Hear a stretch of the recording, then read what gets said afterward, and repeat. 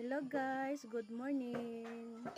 Karon guys, All Saints Day karon guys, November 1. So adlaw karon sa mga santos guys. So ugma All Saints Day, ugma na ang kalag-kalag guys.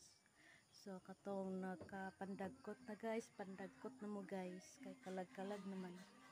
So karon guys, digid na mawala nga to ang kape guys. Tadang! Kape na mo dya guys. Kay buntag na. So ang uban karon guys, busy na karon sa paghikay sa ilang kalag-kalag guys. Ang uban sayo mga dagkot kay unya init naman sad. So ang uban hikay na guys. So, salamat kay guys. Thank you for watching. God bless everyone.